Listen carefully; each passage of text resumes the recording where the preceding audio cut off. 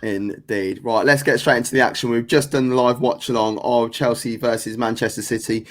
Chelsea 1, Manchester City 3. The goals for Man City came from Gundogan in the first half. Only a couple of moments later was Phil Foden. De Bruyne, after some really dodgy counter-attacking, not necessarily from City, but just the way it was defended by Chelsea. And then right at the death was Callum Hudson-Odoi.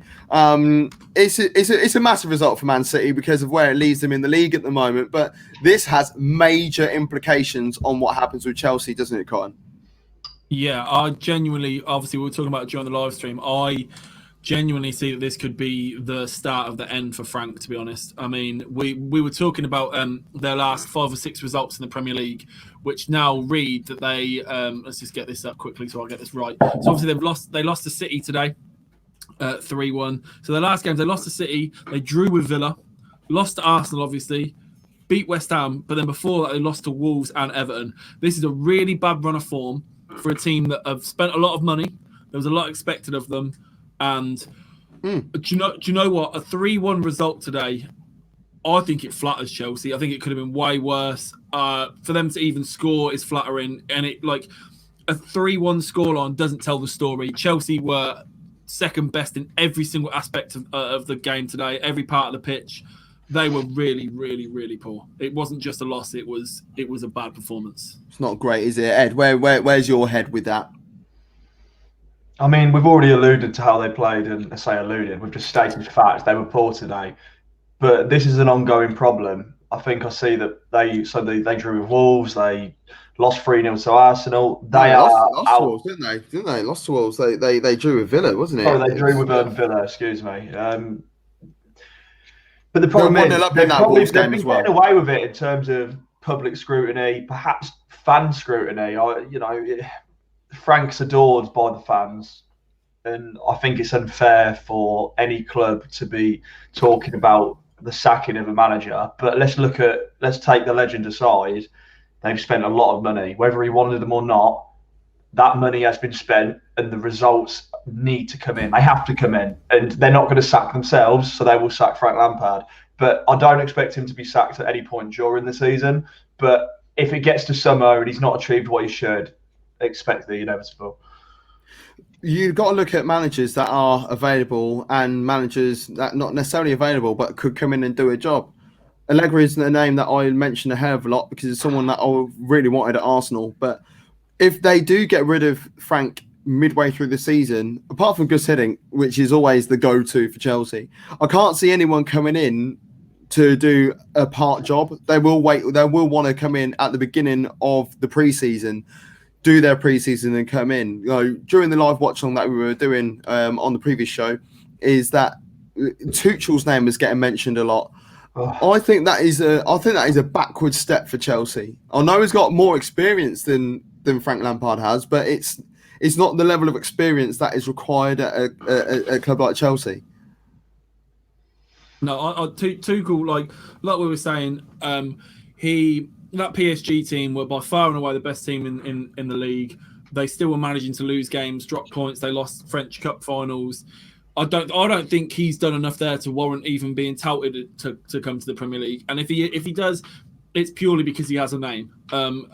He shouldn't be there. Frank was hired because of reasons we've discussed. That Chelsea legend. It is what it is. He didn't have the credentials to be hired. And before anyone jumps on me, I'll say the same with Ollie. Again, didn't have the credentials to be hired as a Premier League manager. It's the legend and their status at the club that gets them there. If Ollie or Frank had not played for either team, there's no way either of them would have even been in the top 5 running for any of these jobs. So it is what it is with Chelsea. What's the crack with Kai Havertz? Because Kai Havertz at Leverkusen had a wonderful record. Just having a look at what he did in the last season at Leverkusen. He played 30 games, he scored 12 goals, he's got 6 assists, 137 minutes per goal and assist, per goal or assist for Leverkusen. But it's a completely different story at Chelsea. He's played 15 games now because he did come on today. But before the game today, 14 games, 1 goal, 2 assists, and a contribution every nearly 5 hours of football. What is Chelsea a step too far for him at this stage? Yeah, it was. I think it was a season or two too early. It doesn't help that he gets played out of position, and the football that Chelsea are playing isn't great and it doesn't suit that style of player. He does have to look at himself as well, though. It's not just a case of let's not witch hunt the manager or whatever. There has been times when he hasn't put in the best performance he can. I know he did suffer he had COVID, but I just don't think it hasn't worked well for either party. If I'm perfectly honest. On the COVID situation, though, Ed, this is a giant victory for Man City, and they were missing 5 first-team players. I've said it all season. I consider Man City very much one of the title favourites. I think the fact that they had a slightly shaky start to the season benefited them. We've all been looking at the Tottenham Hotspurs, the Chelsea's even breaking into this title challenge per se. And City have just going to quietly go under the radar. They're full of winners of this competition, top quality talent, and they've been with a manager so long they understand the system. And that always goes a long way. And when we're seeing what happens when you don't know a system in this Chelsea side, they were versed in exactly what to do this game. Expect City to be right up there with Liverpool and whoever else is up there. Before we move on to the next game, I just want to talk about some real absolutely embarrassing bit of officiating, and that was that was in the first couple of moments.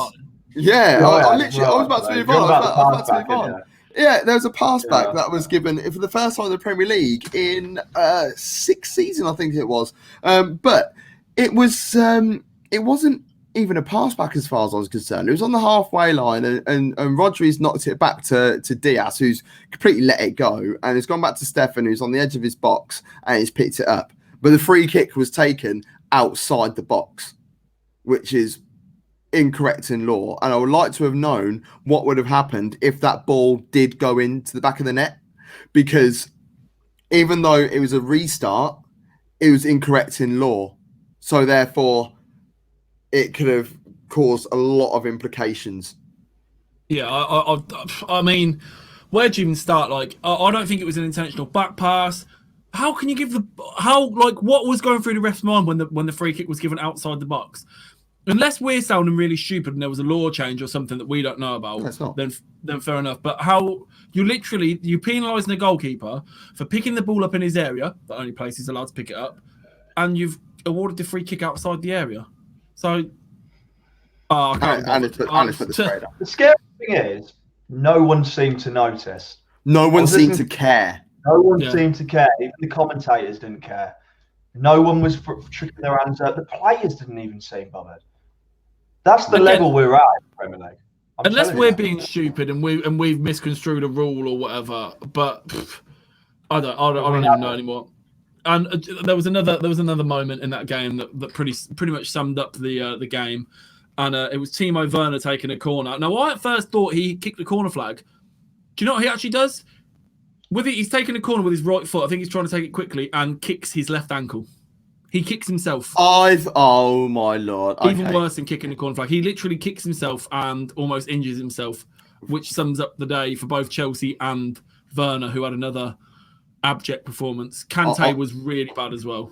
On that from Werner, because I didn't realise that's what happened. We'll definitely obviously, before we move on, they still have the Chelsea players they've possessed the last 2 seasons, mostly, bar Hazard. But I think he's probably been gone about 2 seasons now. They could still play the system of old and do much better than what they're doing right now. Is there not a time to maybe go, okay, I'm just going to stick XYZ players on the bench until they feel more used to the system and just revert back to what was already working? Yeah. Or is that just admitting failure? That would be taking a step backwards, wouldn't it, in their eyes, sort of thing? In their eyes, but I'm sure the board only cares about where they're moving up the board. Well, that's a management thing, though, isn't it? That's what I would say with that.